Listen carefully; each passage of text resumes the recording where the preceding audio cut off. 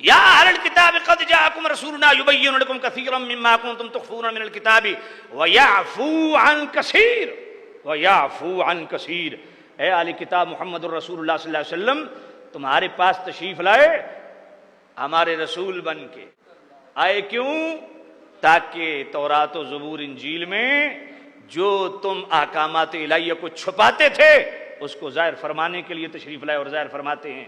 وَيَعْفُو عَنْ كَثِيرٍ، اور بہت سارے معاملات میں تمہیں معاف فرماتے ہیں۔ گویا یہ دربار رسالت وہ دربار رسالت ہے جس دربار میں صرف محمدیوں کو ہی معافیاں نہیں ملتی، اہل کتاب کو بھی معافیاں ملتی ہیں۔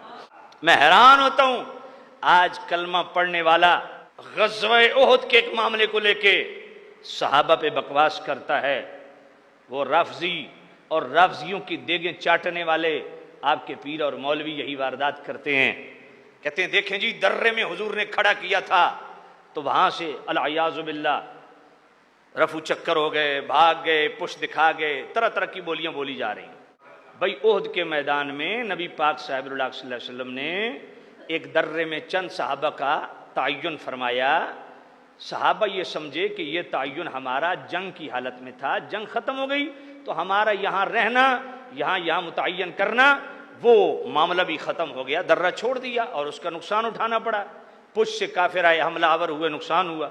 اب اس میں بڑی شرمندگی ہوئی، یہ یقیناً صحابہ کی لغزش تھی، مگر اللہ نے کیا فرمایا؟ سورہ آل عمران آیت نمبر 152، وَلَقَدْ عَفَا عَنْكُمْ، اے صحابہ یہ تمہاری لغزش تھی مگر اللہ نے تمہیں معاف فرما دیا۔ اور سورہ آل عمران کی آیت نمبر 155، وَلَقَدْ عَفَا اللَّهُ عَنْهُمْ، اللہ نے ان صحابہ کو جنہوں نے درہ چھوڑا اللہ نے ان کو معاف فرما دیا۔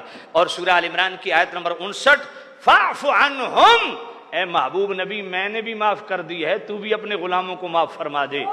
بھائی سوچنے کی بات یہ ہے معافیاں تو اللہ کی بارگاہ سے ملتی ہیں، اور اللہ نے وَلَقَدْ عَفَا عَنْكُمْ فرما دیا، اللہ نے وَلَقَدْ عَفَا اللَّهُ عَنْهُمْ فرما دیا۔ معافی کا سرٹیفکیٹ دینے کے باوجود اللہ نے سورہ آل عمران کی آیت نمبر 59 میں اپنے محبوب نبی کو کیوں فرمایا فَاعْفُ عَنْهُمْ، محبوب تو بھی انہیں معاف فرما دے۔ پتہ چلا معافی دونوں بارگاہوں سے ملنا ضروری ہے۔ اللہ معاف فرما چکا، پھر بھی مصطفیٰ کو فرمایا فاعف عنہم، آپ بھی معاف فرما دیں، واستغفر لہم، اور ان کے لیے میری بارگاہ میں استغفار کریں، یعنی ان کے لیے مجھ سے معافی طلب کریں۔ مالک تو معاف فرما چکا ہے، پھر مصطفیٰ تجھ سے معافی طلب کریں ان صحابہ کے لیے۔ واستغفر لہم، مالک تو نے جو معاف کر دیا تو حضور ان کے لیے دعائے مغفرت کیوں کریں؟ فرمایا خذ من اموالہم صدقۃ تطہرہم وتزکیہم بہا وصلی علیہم ان صلاتک سکن لہم۔ محبوب نبی میں نے تو معاف فرما دیا ہے، پر جب تو ان کے لیے ہاتھ اٹھائے گا نا تو تیرے ہاتھ اٹھانا ان کے دلوں کو سکون دیتا ہے۔ تو حضور قبلہ عالم پیر میر علی شاہ رحمۃ اللہ علیہ نے تصفیہ ما بین سنی و شیعہ کے صفحہ 124 پہ والسابقون الاولون من المہاجرین والانصار والذین اتبعوہم بإحسان رضی اللہ عنہم ورضوا عنہ، یہ آیت لکھ کر کے حضور قبلہ عالم پیر میر علی شاہ رحمۃ اللہ علیہ فرماتے ہیں کہ صحابہ و آل بیت سے بتقاض بشریت جو لغزشیں ہوئیں اللہ نے اس قرآنی فرمان کے تحت وہ لغزشیں معاف فرما دیں۔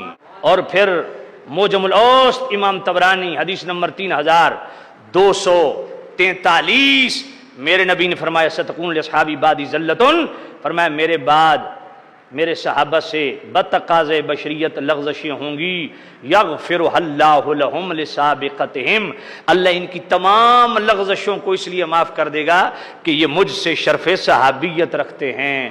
ثم یأتی من بعدہم قوم، فرمائے قوم آئے گی جو صحابہ و آل بیت کی بتقاض بشریت لغزشوں کے باعث ان پہ زبان تان دراز کریں گے، یکبہم اللہ علی مناخرہم فی النار، ایسے بدبختوں کو اللہ دوزخ میں ناک کے بل گرائے گا۔